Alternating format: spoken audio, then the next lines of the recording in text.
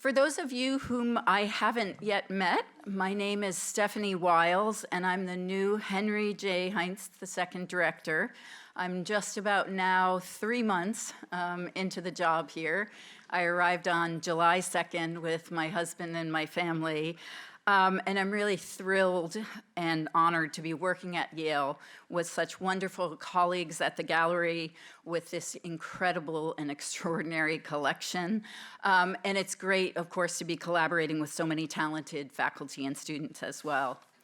So today, it's a pleasure to introduce Larry Kanter, who I've known for some time.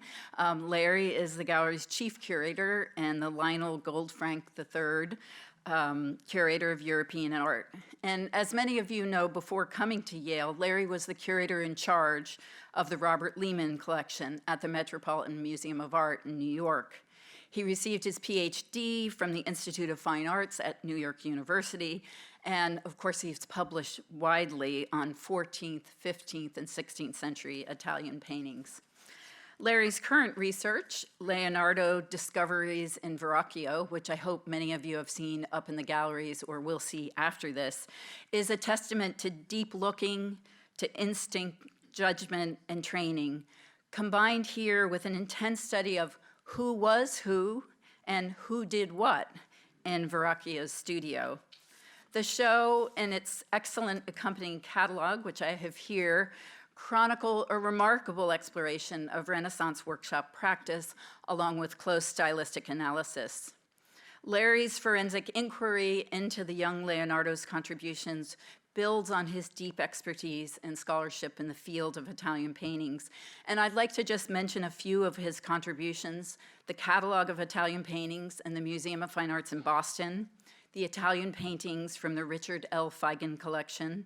Larry was co-author of a monograph on Luca Signorelli and the author of many, many exhibition catalogs, including a superb Fra Angelico exhibition at the Met. And this, I think, is one of the most beautiful shows I have ever seen. Before I turn it over to Larry, I'd like to add that tonight's lecture is generously sponsored by the Martin A. Ryerson Lecture Fund. And following the lecture, there will be a book signing in the lobby, 30% off, I'm told, for all of you who are here tonight. And we hope you'll take a close look at the book in the exhibition. So thank you, Larry, for this great show, and over to you.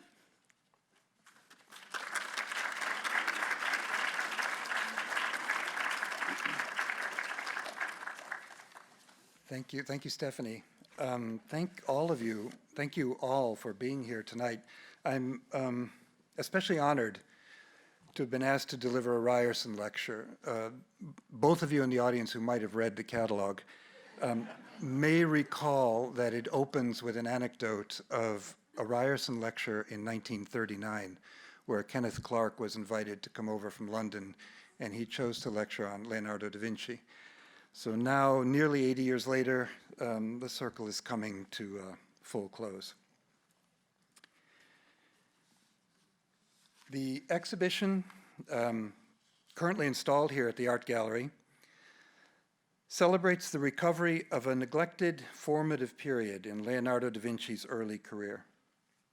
But its true subject is the value of close, hard looking at works of art.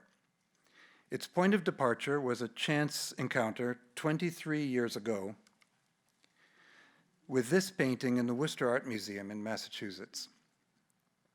Representing a miracle of St. Donatus, the Worcester painting was labeled, implausibly, as the work of a charming but somewhat pedantic Florentine artist, Lorenzo di Credi, a name also attached to a companion picture of the Annunciation in the Musée du Louvre in Paris.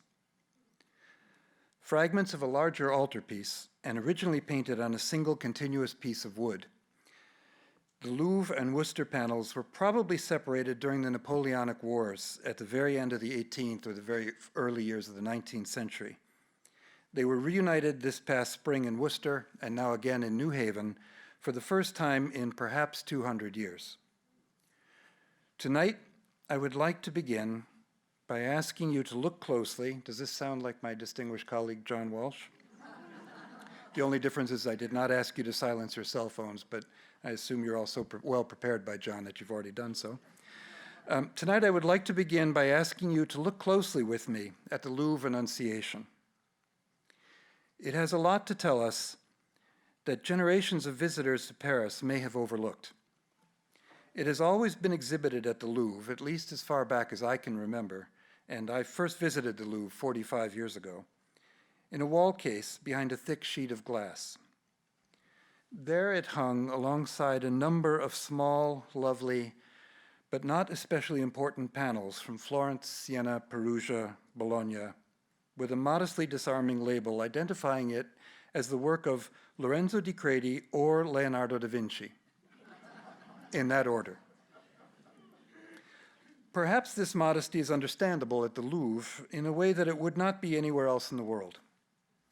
Hanging in a large gallery not many steps away are most of Leonardo's most famous paintings. Crowds of admiring tourists make it all but impossible to get close enough to these to see any of them properly. But I have never had any difficulty standing alone in front of the Annunciation, for as long as I wanted. No one has ever contested my determination to observe every precious detail of this tiny artistic miracle as I tried to understand how anyone could be confused about who painted it. The Annunciation is one of the most frequently portrayed subjects in Renaissance painting. It symbolizes the moment in which the Virgin Mary was miraculously impregnated, the moment at which the Word was made flesh, one of the central theological mysteries of Christianity. The Word of God is conveyed by his messenger, the Archangel Gabriel, who kneels respectfully before the Virgin as he delivers his momentous greeting, the Ave Maria. Hail Mary, full of grace, the Lord be with you. The Virgin is usually portrayed as a humble and obedient servant of the divine will. Most often she is seated in or in front of her bedroom, interrupted at her reading. Sometimes she is enthroned to emphasize her status as Queen of Heaven. Sometimes she is seated on a cushion on the ground with her hands crossed over her breast, emblems of her humility as she accepts her role in the plan of salvation. Occasionally one finds her seated in a garden with a single gate opening or bolted closed, as in this case, onto a landscape behind, a literal portrayal of the hortus conclusus, or enclosed garden, a not so subtle theological metaphor for Mary's womb and her virginity. The artist of the Louvre panel has imagined an original staging for this often told story. The Virgin's bedroom has disappeared entirely, and the building before which she kneels is difficult to identify, except to know that it must be palatial. It is built of stone. It is at least 2 stories tall. There are no windows on the ground floor.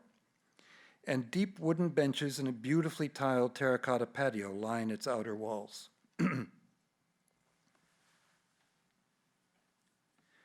The benches are fit to the openings and returns of the walls with a precision that only a master architect could design, a master carpenter of the most exacting skills could make, and a painter of genius could portray. With their finely stepped moldings and arched interior supports. Are these visible where you're sitting? The arched interior, these moldings? Even the gratuitous detail of a stone sill or step within the doorway is minutely observed. We know that the Virgin was reading because in front of her is a lectern of elaborate design, such as is more commonly encountered in the choir of large monastic churches. It is clearly an expensive piece of furniture, identifiable by its color and the finely carved detail of its moldings as being made of walnut, not of poplar or pine, as are the benches behind the Virgin. Draped over it is a length of translucent linen, and propped against this is a richly bound book, open but provided with leather straps and gilt bronze clasps to hold it closed.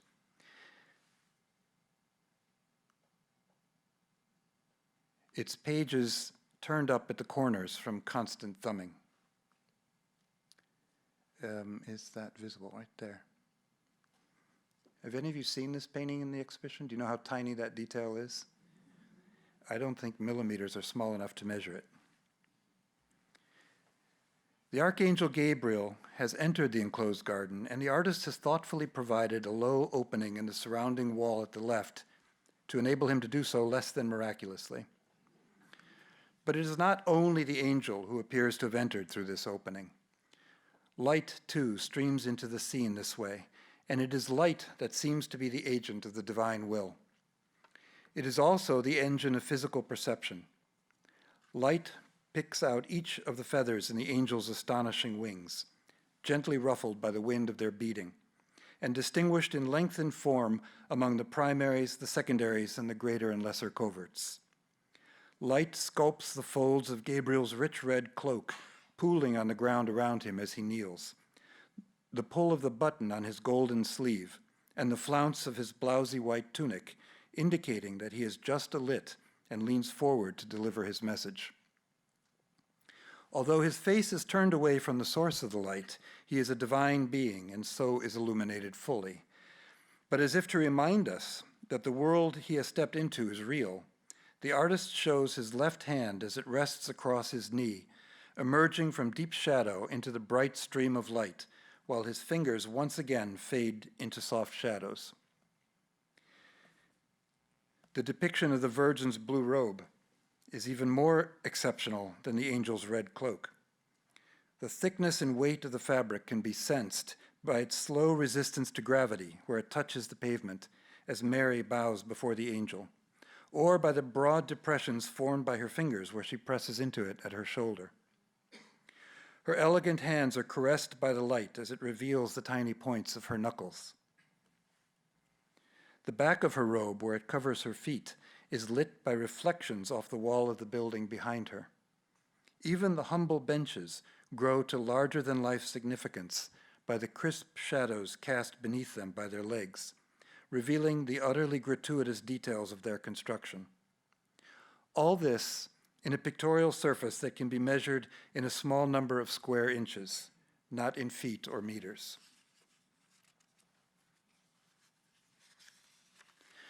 I hope you will not find it difficult to agree with me that the sophistication and intelligence, not to mention craft, that led to the creation of this masterpiece is of the highest imaginable order.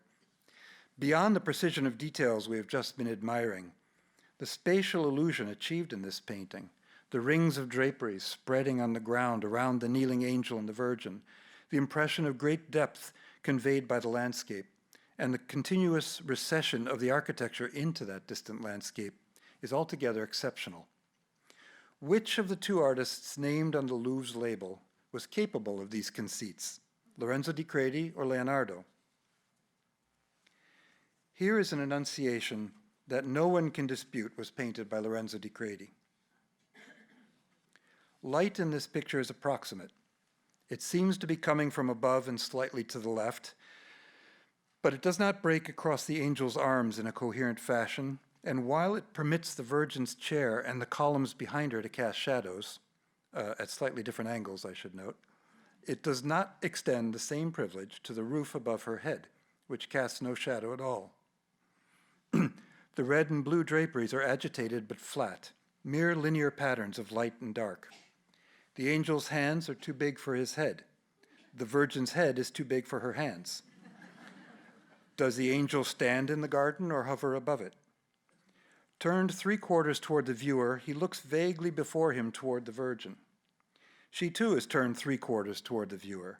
So as she looks up from her book and before her, she misses the angel entirely, as he is represented in a plane notionally further back in space. His wings are bands of color with feather markings drawn on. No feather is ruffled, none is individualized. Light and shadow do not reveal the shape or function of the bone or muscle structure beneath, or even if there is a bone or muscle structure beneath.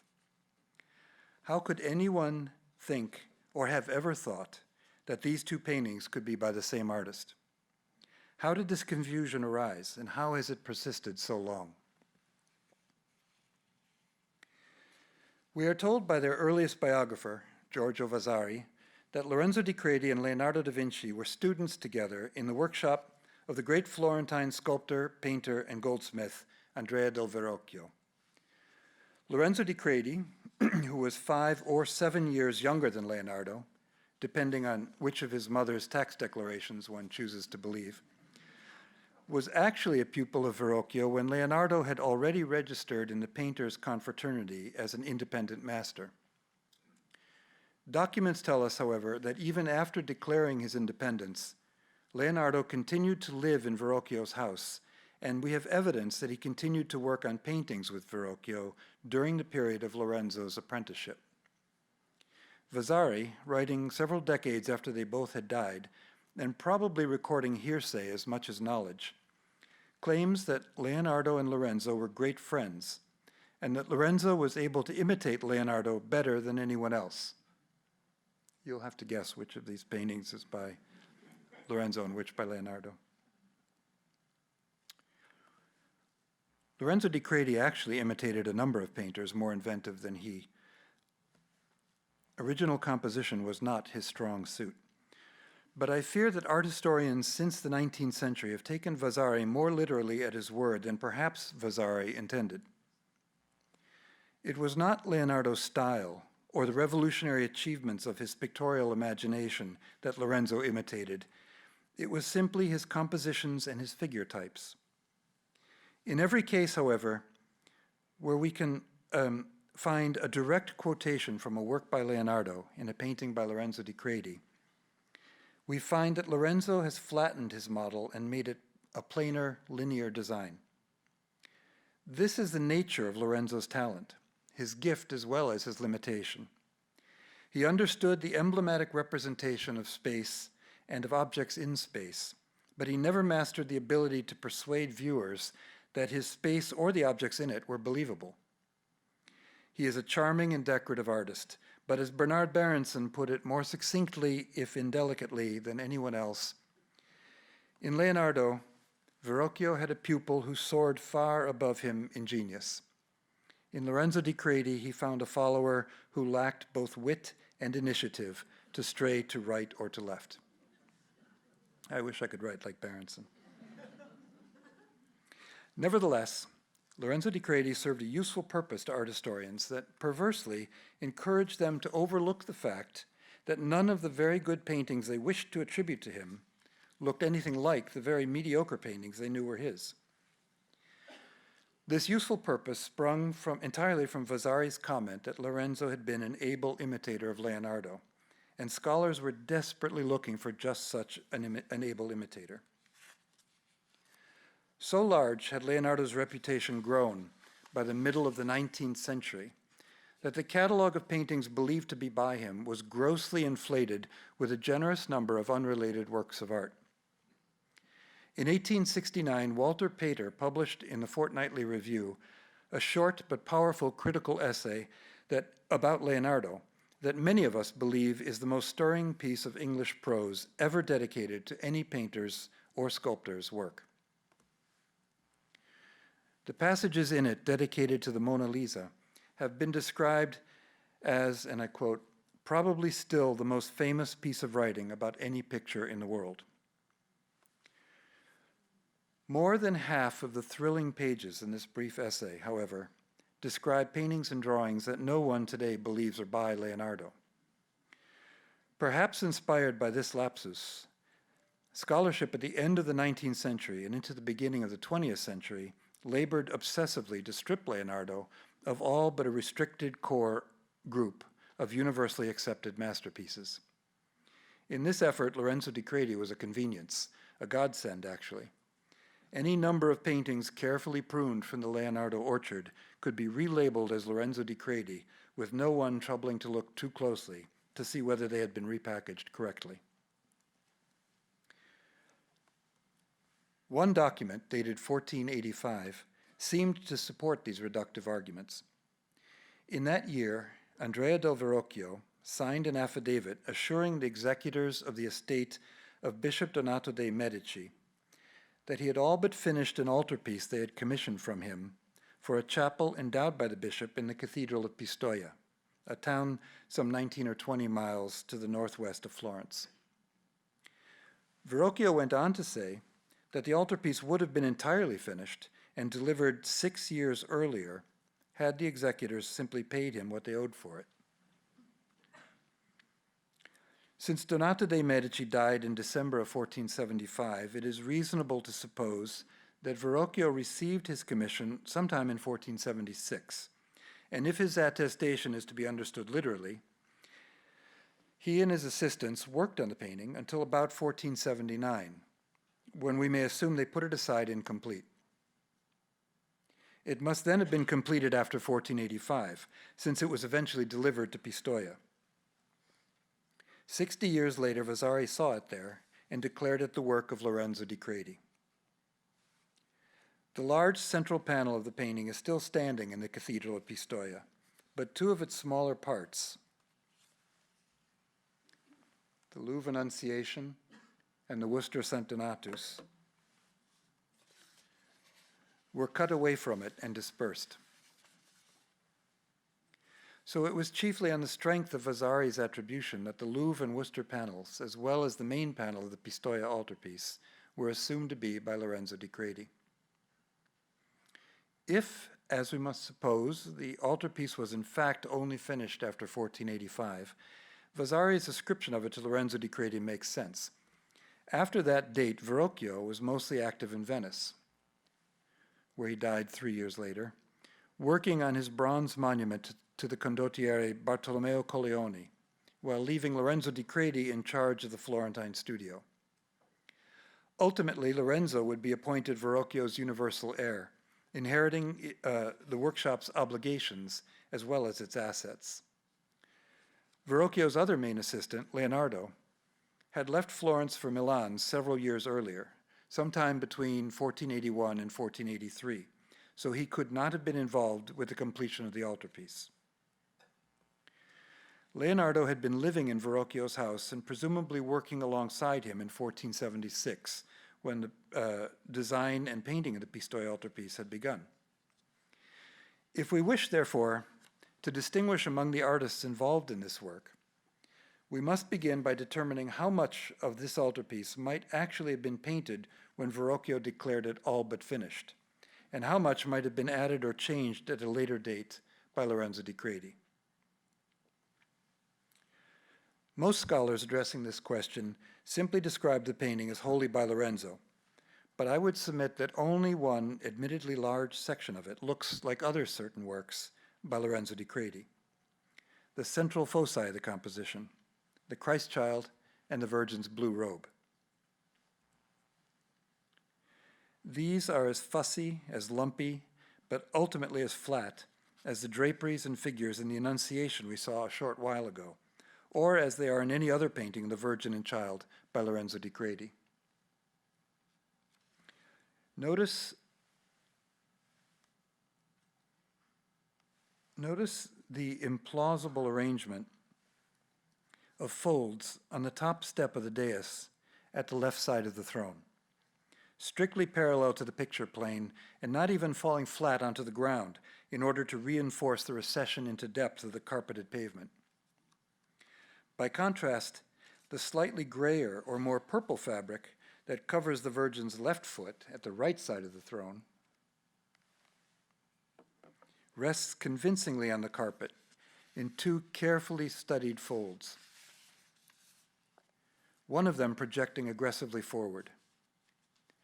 These folds enable the eye to measure the exact distance between the front of the Virgin's throne and the first riser of the steps.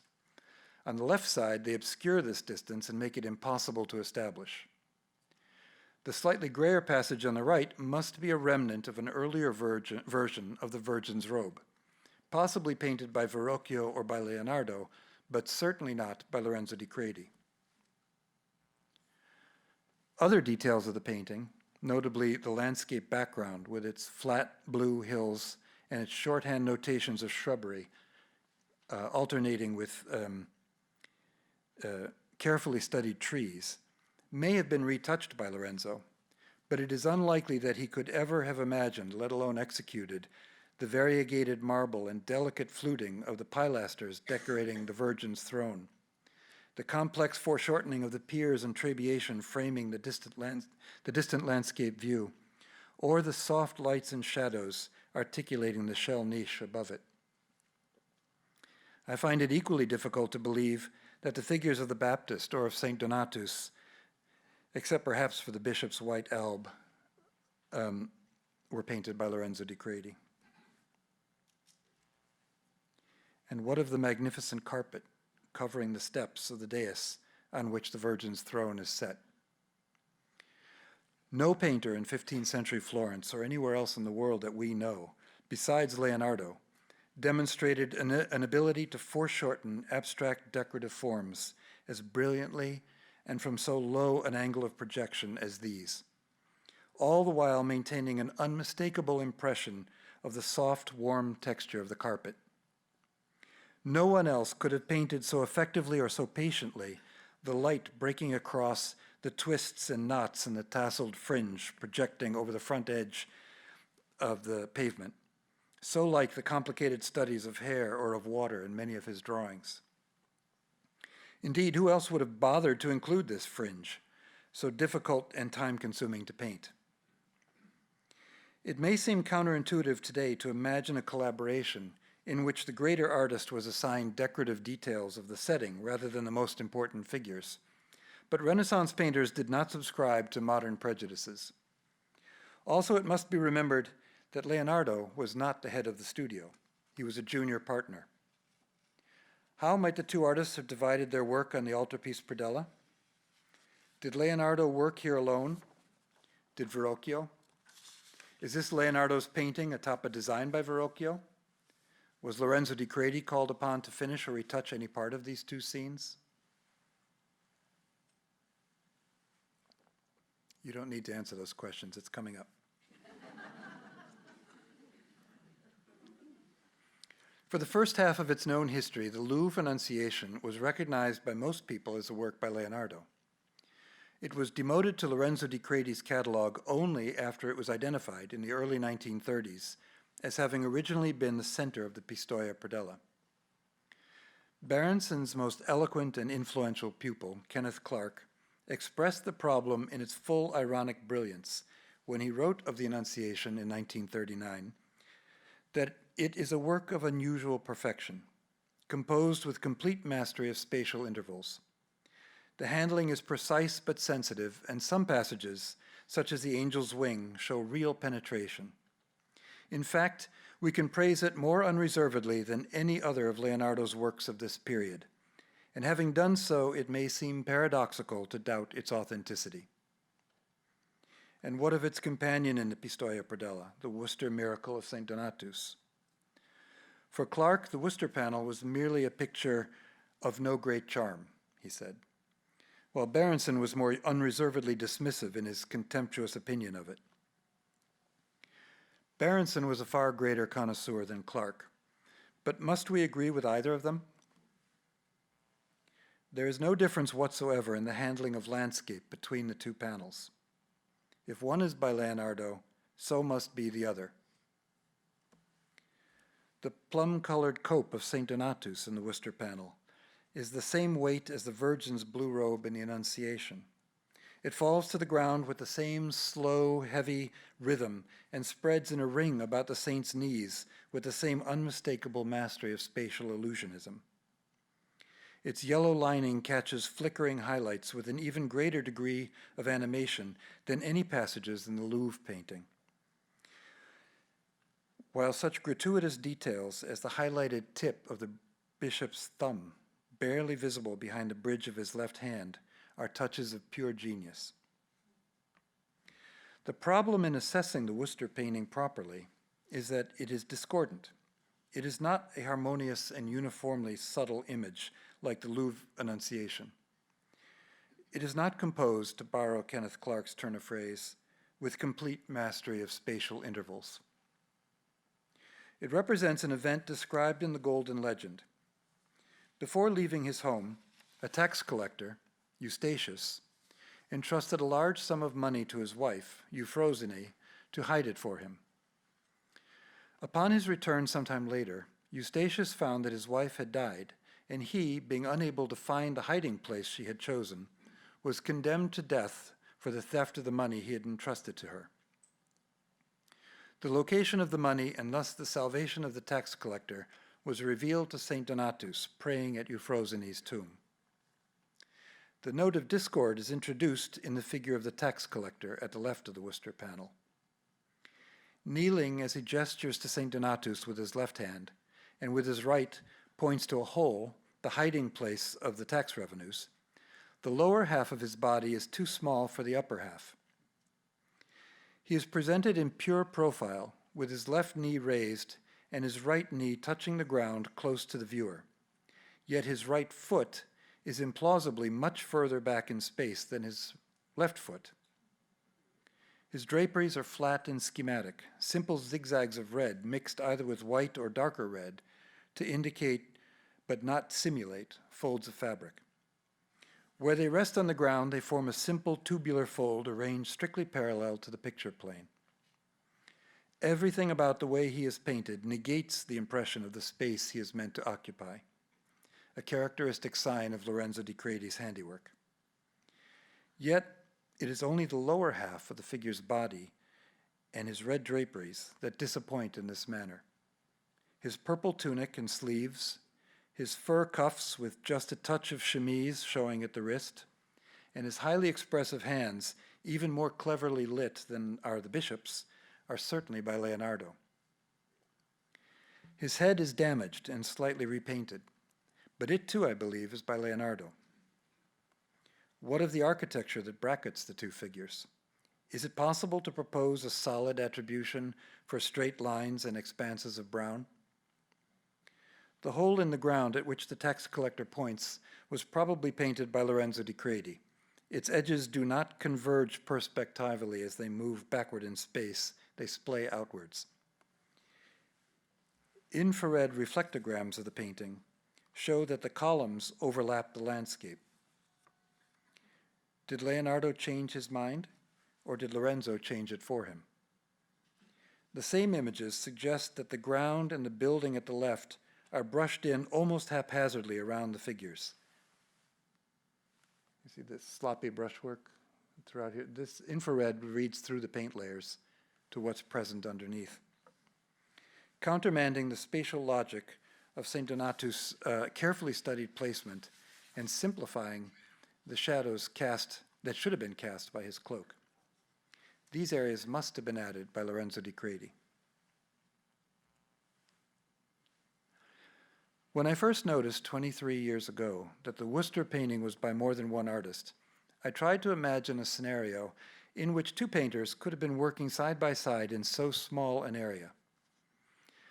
There are numerous examples of even more complicated collaboration in early Italian painting, but in this case, the evidence of the 1485 document allows us to understand that the two painters were not collaborating. One artist replaced the other after an interval of 6 or more years to finish off what had been left blank, possibly not even sketched in by his predecessor. Clearly, the second artist was Lorenzo di Credi. But how do we know the first artist was Leonardo and not Verrocchio? If the 1485 document for the Pistoia altarpiece is in Verrocchio's name, why have we to this point been discussing only his pupils, Leonardo da Vinci and Lorenzo di Credi? The truth is that while Verrocchio's work as a sculptor is well known and reasonably well documented, we know virtually nothing about his work as a painter. The Pistoia altarpiece is the only painting associated with his name in contemporary documents. Yet most scholars believe he did not paint it himself. Vasari named 2 other altarpieces that he thought were painted by Verrocchio, neither of which can be confirmed by earlier sources or by documents. One of these is the San Salvi baptism, which even Vasari recognized as having been painted in part by Leonardo.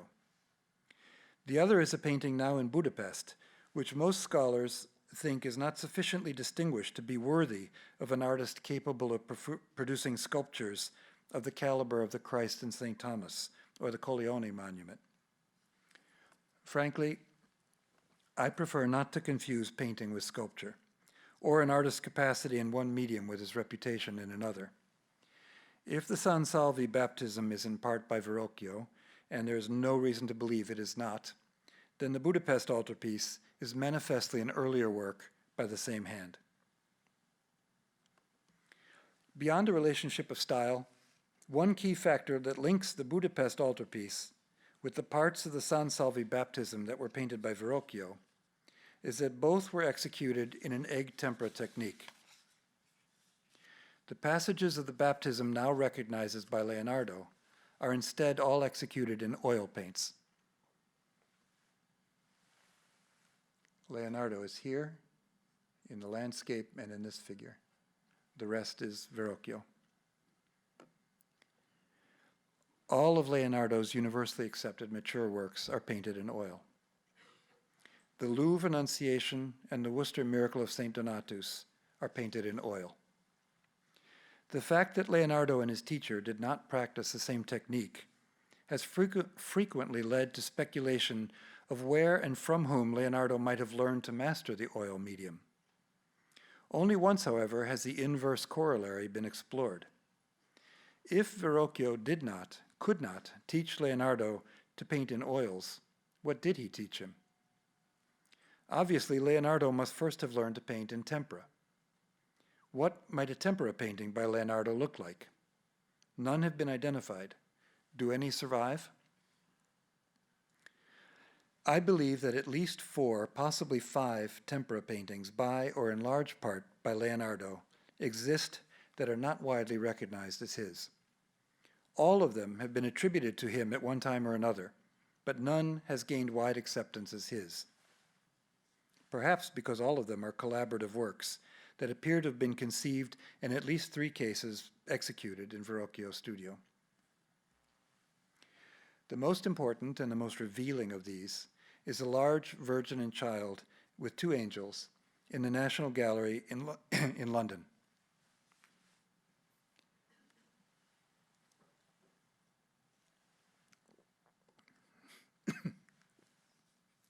Pardon me. I say most revealing because this painting was recently cleaned and closely analyzed by conservators and curators at the National Gallery, who were able to demonstrate unequivocally that 2 different artists worked on it. One, an accomplished master of form with an easy and confident technique, was responsible for the Virgin, for the angel at the left carrying a lily, and for the deep landscape background. The other, a more approximate imagist and more hesitant technician, supplied the Christ child and the angel supporting him on the right. One artist painted hands with an accurate understanding of their underlying bone structure, with veins and tendons pulling around knuckles, and with a brilliant sense of modeling in light and shadow to convey the movement of fingers curling backward in space. For the other artist, the fingers seem flaccid and boneless, as the London authors wrote, and there is little sense of the structure of the wrist and the back of the hand. One artist paints eyes with highlights that describe, again to quote my London colleagues, the glistening spherical surface of the eyeball, while the other uses fine brushstrokes for the white of the eye that follow the circumference of the iris instead of the eye as a whole. These 2 painters not only practice their craft at different levels of accomplishment, but also think differently about the means at their disposal to counterfeit the natural world on a painted surface. Unfortunately, the curator and conservator who designed the National Gallery study and published these very cogent observations fell back on an old chestnut to explain them. The better of the 2 artists, they assumed, must be Verrocchio, head of the studio, from which the painting undoubtedly emerged, while the less talented hand must be Lorenzo di Credi. But Lorenzo di Credi's easily recognized style appears nowhere in this painting. While the Verrocchio, if he was Verrocchio, who painted the Baptist in the San Salvi altarpiece, does not at any point in his career resemble the better of the 2 painters here. One artist, and one artist only, Leonardo da Vinci, was capable of rendering the scintillating highlights that play over the draperies of the angel on the left, or break across the brocade of the Virgin's sleeve and the lining of her blue cloak. Only he could so brilliantly replicate the three-dimensionality and reflective properties of the jewels and the brooches, or the textures and organic twists and curls of the leaves and petals of the lily held by the angel. If anything, I am inclined to believe that Verrocchio is hand B in this painting, the lesser of the two artists, and that acknowledging this, or at least acknowledging that this is possible, is the only way to explode the myth of his stature as a painter and begin to discover the real nature of his achievements in that medium. The same dichotomy chronicled in the London Virgin and Child with Two Angels is apparent in a slightly smaller painting of the Virgin and Child in the Gemälde Gallery in Berlin. Here the Christ Child, his draperies, and the Virgin's fingers are as simplistic and as rubbery as the passages in the London painting attributable to hand B. Verrocchio? The twisting folds of the child's sash are rendered by a conventional distortion of its busy decorative pattern, with a simple highlight added along the ridge of each fold. The child's hands are neither anatomically convincing nor persuasively foreshortened. They're not really incompetent, it's just that they don't look very good. By contrast, the Virgin's transparent scarf is almost impressionistic in its movement from flashes of highlight to blurred details in the shadows. It pulls across the braids of her hair or twists and doubles over at her ear, temple, and neck to convey a tactile sense of its gauzy texture, its filmy translucency, and of the scattering of rays of light along its hem. The Virgin's head is modeled in color as well as value to enhance its three-dimensionality. It introduces a nuanced gamut of reflected highlights within the shadows that conjure a sense of the temperature of the air. This coloristic ingenuity is the same that Leonardo would later perfect in the more adaptable medium of oil paints.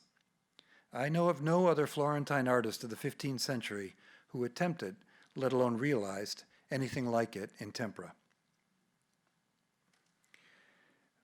You must understand that tempera is an opaque medium. It doesn't permit you to paint the hair and then put the veil on top of it. You have to plan it all together. The experiments first worked out fully in tempera in these two paintings in London and Berlin led to even more experimental efforts that seem to be Leonardo's first essays in oil, or in a mixed oil and tempera technique, in two final paintings of the Virgin and Child. One of these, quite small, tiny actually, not more than, say, 6 or 8 inches tall, is in the National Gallery of Art in Washington, where it is seriously undervalued and still labeled as a work by Lorenzo di Credi, despite the impossibility of such an attribution and despite being recognized by numerous European scholars as an early work by Leonardo. The other, much larger and more imposing, but in severely compromised condition, was formerly in the collection of the great writer and critic John Ruskin, and now resides at the National Galleries of Scotland in Edinburgh. On my last visit to Edinburgh some years ago, it was labeled there as a work by Verrocchio, despite a number of distinguished art historians preceding me in recognizing it as a major work by Leonardo da Vinci, including Kenneth Clark, John Pope Hennessy, and Everett Fay. This beautiful painting is much more damaged and restored than the others we have been considering. Nevertheless, I think it is evident that the crystalline lucidity of the spatial setting and the majestic figure of the Virgin clearly reveal the hand and mind of Leonardo, while the dumpling figure of the Christ child does not. Once again, this figure is probably the work of Verrocchio.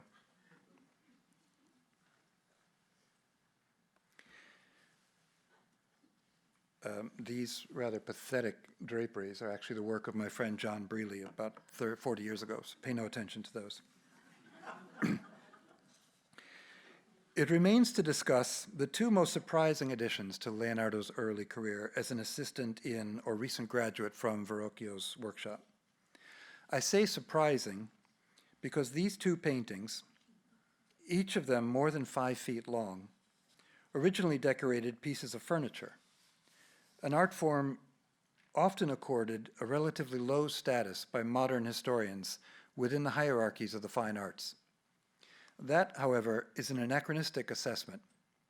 Display of social status was the express function of these furnishings, as it was of most other types of painting. Important marriages uniting wealthy patrician families in 15th century Florence were celebrated by commissioning pairs of furniture chests, called cassoni, to contain the bride's trousseau. As textiles were by far the most valuable of a Renaissance household's possessions, the more lavish and imposing these chests and their contents, the wealthier and more socially prominent the families that owned them. The wealthiest families staged processions through the streets of Florence, in which the chests were carried from the bride's house to the groom's, conspicuous consumption in its most blatantly exhibitionist form. Practical and heavily used objects, very few complete chests from the period survive, probably not as many as a dozen. But hundreds of painted panels cut out from the fronts or sides of them are housed in museums and private collections on both sides of the Atlantic. The great majority of these were supplied by professional furniture painters, and the majority of these, in turn, were artists of modest talent. A few chests were painted by great artists. Among them, Paolo Uccello stands out as particularly notable.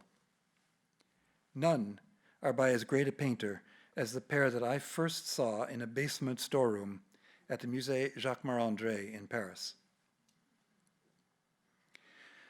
Cassoni were nearly always painted with secular subjects, sometimes with scenes from classical mythology or modern literature, such as Boccaccio's Decameron or the Ninfale Fiesолano.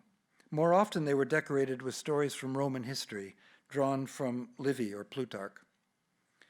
The first of the two panels at the Jacques-Marandré portrays the battle of Pydna, at which, in 168 BC, the Roman general Lucius Aemilius Paulus defeated the Macedonian armies and reportedly brought 11,000 captives back to Rome. Its companion panel represents the triumphal entry of Aemilius Paulus into Rome, with the general enthroned on a festive cart pulled by 3 straining horses at the left, preceded by his army, by his captives, and by the spoils of war piled onto a second cart at the right. Both panels are exceptional by the general standard of battle or processional scenes painted on cassoni. Beginning with the atmospheric landscapes stretching across the full length of the background in each. The left quarter of the battle scene is almost idyllic in its evocation of deep space, with a group of 10 mounted knights sauntering through a pastoral river valley, one unusually contemplative or introspective knight pausing to allow his horse to drink from the water of the river in the foreground. Details of horses and their trappings, or charging foot soldiers in their armor, none of which is larger than a half an inch, are richly coloristic and brilliantly imagined, but only in the left half of the panel. As had been the case in the Worcester Miracle of St. Donatus, or even more so with the Virgin and Child paintings in London and Berlin, 2 artists are visibly at work on this painting. The left half of the scene is as inventive and technically brilliant as the right half is conventional and uninspiring. Compare the 2 cavalries clashing in the middle distance. Forgive the blurry image on the left. That's my cell phone kneeling in the dust in the basement storeroom in Paris. The Roman army at the right is clad in armor painted in flat black shapes with a simple white outline picking out the visors and the back of the helmets, a straight white highlight added to the epaulette or arm plates. In the Macedonian army at the left, each suit of armor is individually modeled with fine brushed sheets of cascading highlights that feather out or intensify to suggest the burnish of the metal and the volume, not just the profile, of the forms. These details are all but microscopic. Microscopic in size, and one might think significance, given that this is a decorated piece of furniture meant to sit directly on the floor. Yet they are executed scrupulously, with consummate skill and infinite patience. The triumphal entry is less dramatic in composition than the Battle of Pydna, but is no less sophisticated in its conception and its details. And it, too, is markedly different in its left and right halves. Each of the soldiers in the left half of the scene is carefully individualized, caught in expressive and animated conversation with his neighbors.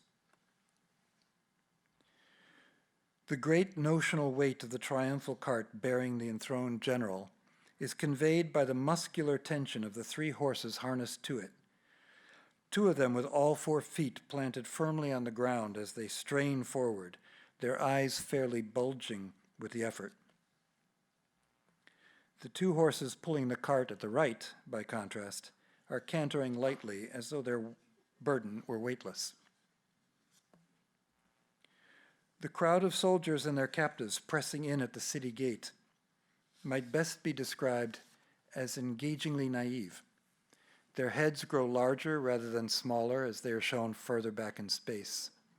The carved wreath lining the arch of the gate does not diminish in width as it moves from the near to the far side of the opening.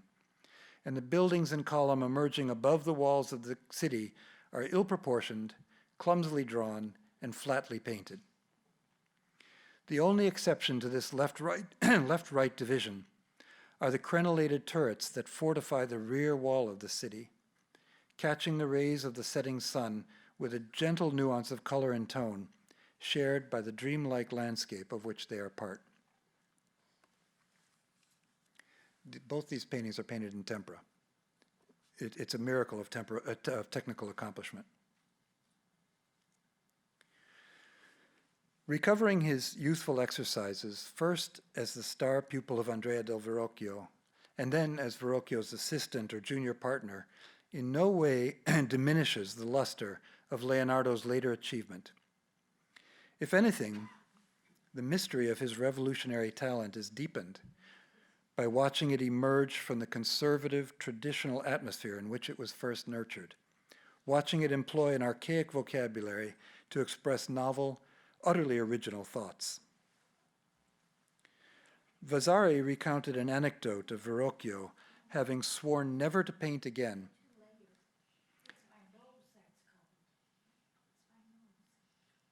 Are we okay? Vasari recounted an anecdote of Verrocchio having sworn never to paint again after seeing Leonardo's additions to his baptism altarpiece. Leonardo Verrocchio. As Vasari put it, in disdain that a child should know more than he. Hardly anyone believes any longer that Leonardo was still a child when he added his famous angel alongside Verrocchio's, and few believe that Verrocchio ever entirely gave up painting, no matter how embarrassed he might have been by Leonardo's superior talent. Nevertheless, I sympathize with the story as more than just an evocative metaphor. If I were Verrocchio, and I saw a divine head like this, taking shape on a painting that was supposed to be mine, I would have sworn off painting too. Who could possibly be held to so high a standard unfailingly in work after work? Only Leonardo da Vinci. Thank you.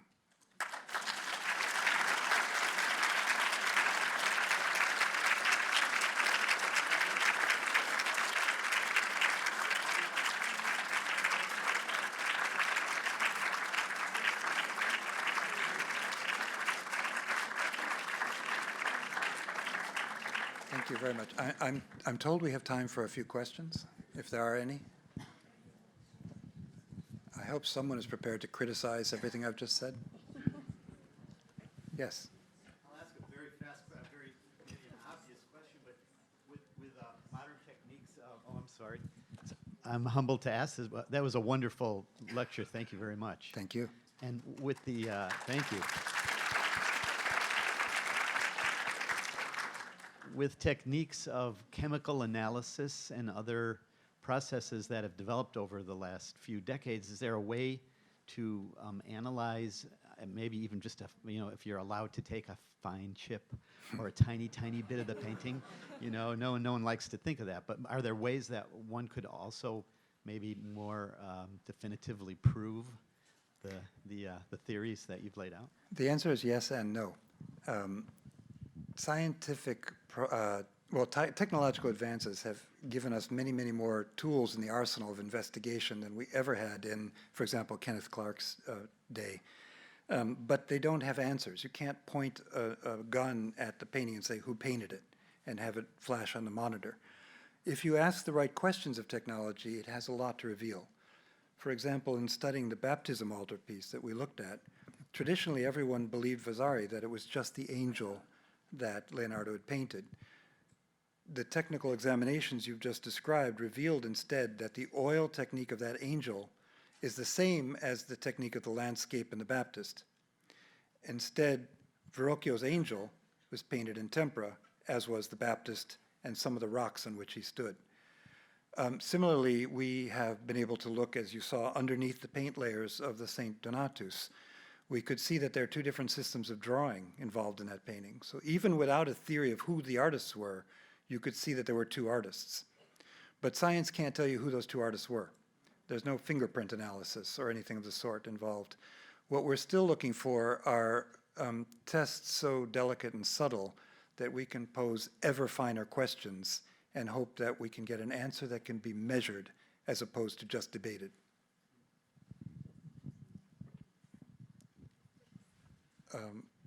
Lori,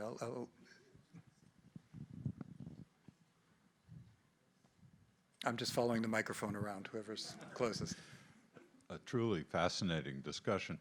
One of the things that you've focused on is a dichotomous analysis of each of these works. Is there any possibility that there were other hands involved? Oh yes, there absolutely are. For example, I didn't bring it up in the sake of not keeping you 2 hours longer. But I don't, for example, know who the second hand in the Cassone panels are. I have no idea who painted those clumsier passages. It is not Lorenzo di Credi. The altarpiece in Pistoia, for the sake of polemical argument, to make clear how one-dimensional have been previous discussions, I was breaking down for you into, could this be Leonardo? Could this be Verrocchio? Could this be Lorenzo di Credi? But it's equally possible that there were several other painters involved. At the end of the exhibition, I put in a totally self-indulgent section in which I introduce you to two earlier assistants of Verrocchio who left the studio before Leonardo arrived. Those painters had independent careers, but they flitted around Florence. They formed partnerships with each other, with other painters, whatever the convenience of a money source dictated. And they could easily have come back to work with Verrocchio as well. To begin discovering new things in a work of art, the easiest thing is to reduce it to simpler terms.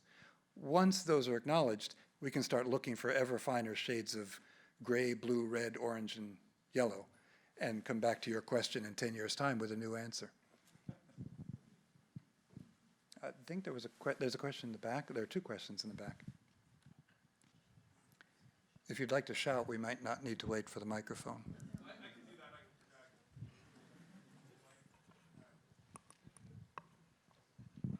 Thank you so much. I just had a question because I'm one of the two people who read the book. Bless you. You're welcome. The in the Donatus panel, you mentioned the hands are slightly bigger than the heads. Yes. They don't quite fit.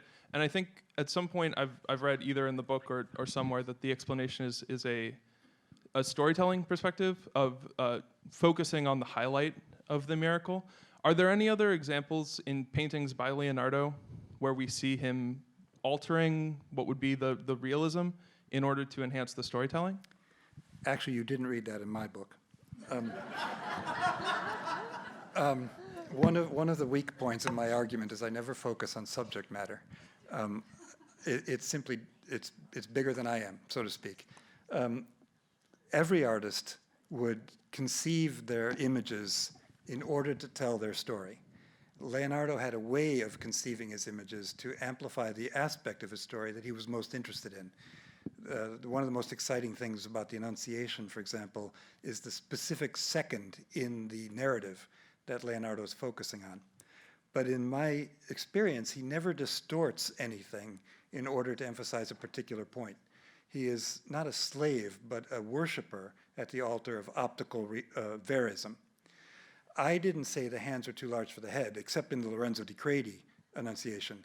I said, but others have written that the hands and the head are too large to be believable.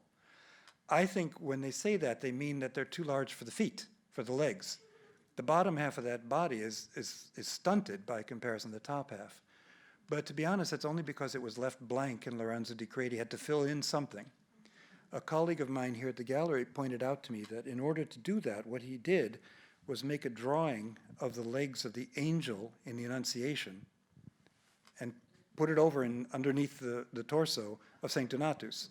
And that's why the leg slips backward in space in a totally unbelievable way. It's not that the tax collector was a yoga practitioner. It's not that Lorenzo di Credi meant anything by it. It was just the simplest convenience for finishing the painting. Lorenzo di Credi and many, many other painters are artists who worked with simple conveniences. Leonardo never did. Sorry, too many L's in this story. I can't keep them all straight. Did that answer your question? It did, thank you very much. Was there another in the back? Yes. Do you have an opinion on the authenticity of the Salvatore Mundi? I knew that question would be coming. Sorry.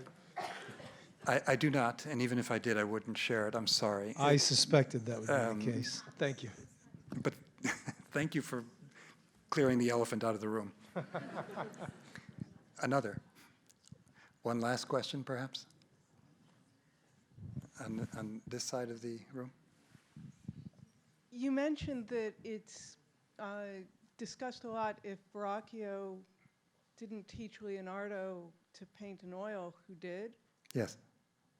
Oh, you want to know who did? Yes. We would all like to know who did. There were 2 or 3 painters in Florence who practiced a mature oil painting technique, one of whom was Poleolo, Antonio Poleolo, who would have been in a position, that is to say, of the right age and prominence, to have taught Leonardo. But unfortunately, his technique is very different. The only similarity is the binding medium. Poleolo worked over a dark ground with thin glazes. Leonardo always worked over a white ground and built up his colors in a different fashion. Frankly, I think Leonardo taught himself. I mean, certainly that's not unbelievable. He did everything else himself because there was no one who could have taught him any of the other ideas he conceived. The thing is that oil paints allow the practitioner to achieve a range of optical effects that cannot be even dreamt of in tempera. Leonardo had already pushed the traditional tempera technique to achieve those effects, and oil suddenly liberated him to break that glass ceiling, so to speak. I don't think anyone taught him how to do that. I think he figured out how to do it, and throughout the rest of his career, his oil technique was so weird and experimental that most of his paintings are very badly preserved. The oil simply doesn't cohere properly to its support. As you know, The Last Supper is virtually gone. And almost every other painting by Leonardo is in very compromised condition because he was a brilliant painter, but a pathetically bad technician, which is another reason I think no one taught him how to do it.